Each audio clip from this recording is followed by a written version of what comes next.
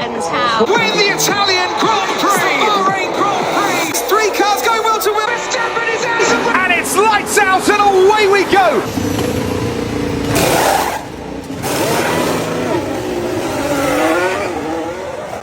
Some say Formula One is a sport.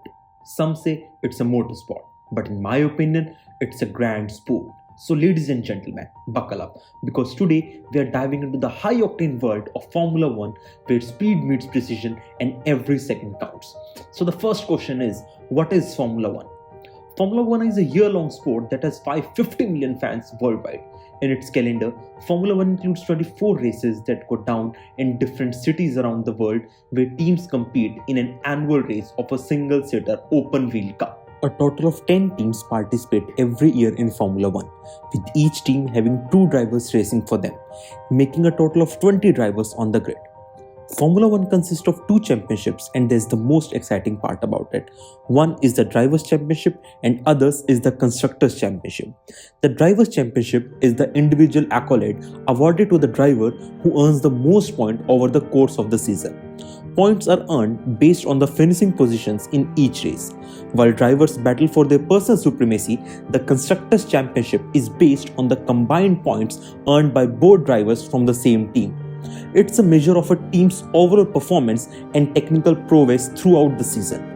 Every team manufactures the car on their own, but the car has to fall under the regulations of FIA. Now you are thinking of, what is this FIA thing? FIA stands for Fédération Internationale de Automobile. It serves as a governing body for motorsport worldwide. It sets up rules and formulas or technical regulations around which a car should be built, but under a particular cost cap. But where it all started? Before heading forward, let's rewind the clock and peep into its fascinating history. First run in 1906, it was the first race to carry the name Grand Prix name in its title. The meaning of this French word is Grand Prize.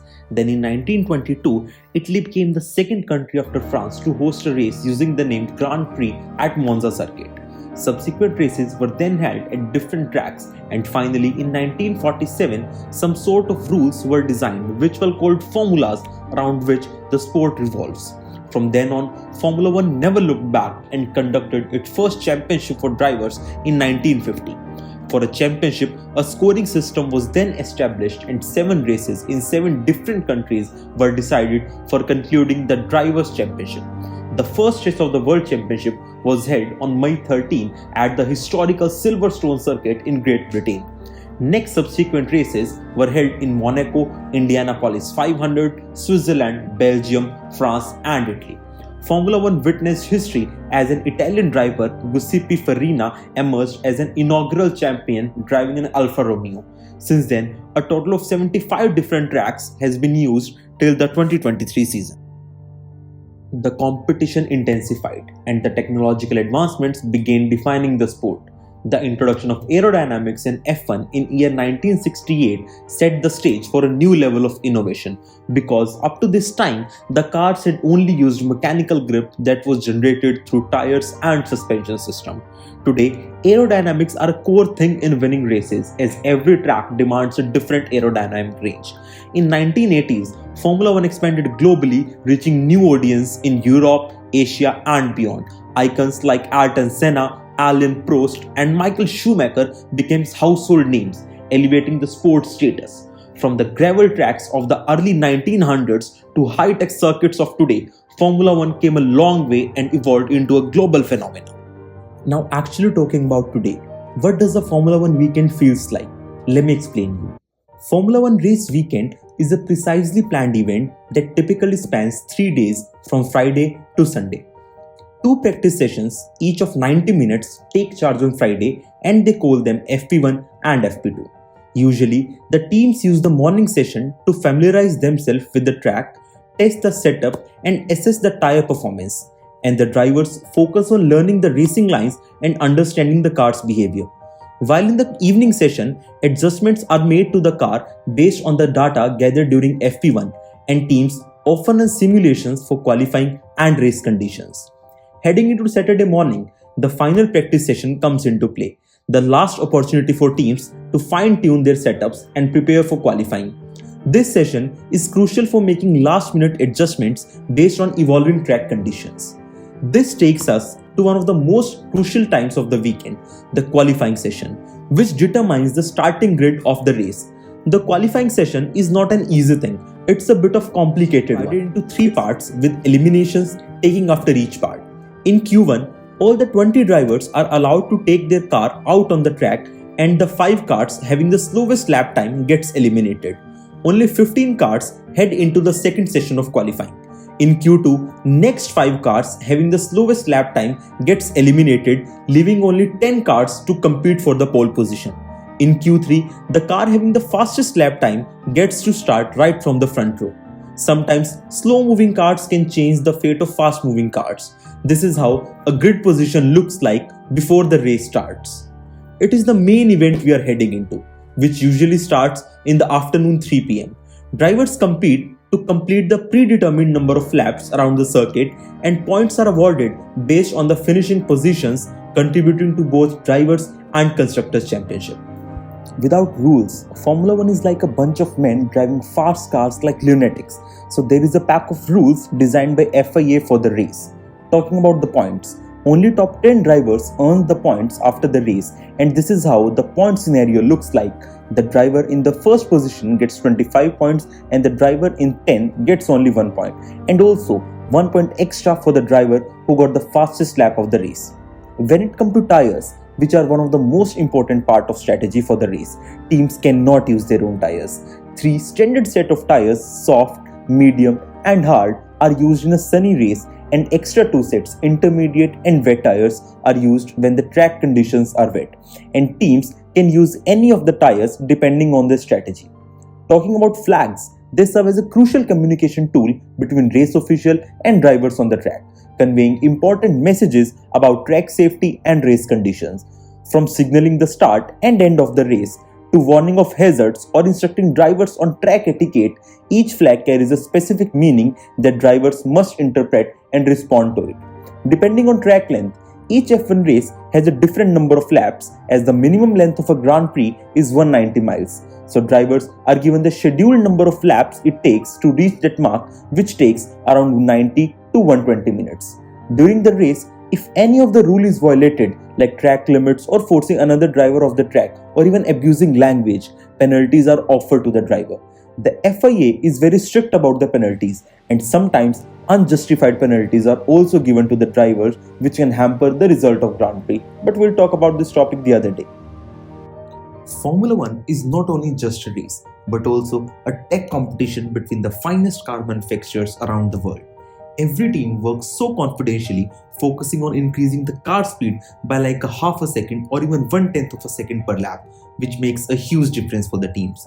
A hybrid turbocharged 1.6 liter V6 engine is the soul of Formula 1 car, and obviously the bigger companies having advanced research and tech have an advantage in making better engines like Mercedes, Ferrari, Red Bull and McLaren. But at the heart of Formula 1 is its aerodynamics, which plays a crucial role in the overall performance and handling of a car. Over the time, speed of Formula 1 car has increased like from 70 miles per hour to 220 miles per hour, thanks to the advancement in aerodynamic tactics. For a better understanding, let's talk about an aircraft which uses wings to generate lift and takeoff, which is achieved by accelerating the air passing under the wings, thus creating an area of low pressure above the wing and an area of high pressure air beneath the wing. Formula 1 car reverses this principle by taking help of the most important aerodynamic elements of a Formula 1 car, the front and rear wings. They create downforce to keep car on the track at such a high speed. The front wing, having so many detailings, is responsible for guiding air to rest of the car, while the rear wings are like opposite shape to that of aeroplane wings, which helps to create a negative pressure that generates an optimal downforce to keep the car on track. Downforce is crucial in F1 as it aids traction to increase cornering speed and reduce tire wear, despite increasing the drag, while the body of Formula 1 car is designed in such a way that it reduces the drag while keeping the downforce intact. Formula 1 racing is $1 billion stuff. This means you need money to get in and stay in the game. Essentially, teams are funded based on how well they score per season, but that's not the only challenge. The problem arose when the teams with bigger budgets performed better and shut out teams having smaller budgets. So, in response to that, FIA implemented budget caps in 2021 to level the paddock and limit the team spending. The spending cap is $135 million as of 2024. Teams also make money through sponsorships and investments from the car manufacturers. The spending cap is only for the team, but the driver's salary is not a part of the team budget cap. Drivers are paid a base salary and they earn money also from sponsorships and brand endorsements. For the season of 2024, the salaries of F1 drivers range from $1 million for rookies to a hefty $55 million for the world champion Max Verstappen. Car manufacturers around the world look F1 as a marketing tool, hoping winning teams will make their cars more appealing to the people. Right now, the cost of Formula 1 car hovers between $12 to $15 million. Despite being such a rich sport, it's no secret that F1 is one of the most dangerous sports around the world, and that's why safety in Formula 1 has been an area of significant focus for the motorsport. Over the years, many F1 drivers have lost their lives in crashes, giving us a heartbreak like that of Ayrton Senna. The most recent death in the sport was that of Jules Bianchi, who passed away at the 2014 Japanese Grand Prix after crashing into a tractor crane that was removing another crashed car from the track during adverse weather conditions. Since then, many substantial efforts have been made to enhance the driver safety. Some are like head and neck support device, which is mandatory in F1 that reduces the risk of head and neck injuries by restraining the movement of driver head during an impact. But the most famous addition is the introduction of Halo in 2018, which is a cockpit protection device that surrounds the driver head to provide additional protection from the flying debris and other potential hazards. This is how Halo protected an Alfa Romeo driver, Zhou Guanyu, during the British Grand Prix in 2022. Also, marshals are available all over the track to ensure immediate safety of the drivers during the Grand Prix. But above all, F1 is a motorsport and accidents can still occur on the racetrack, but the comprehensive safety system in place aims continuously to mitigate the severity of such events. As we wrap up our journey through the breathtaking world of Formula 1, I want to say, whether you are a seasoned fan or a rookie to the grid, buckle up and get ready for the next thrilling 1 minute that will make you fall in love with Formula 1. Here we go.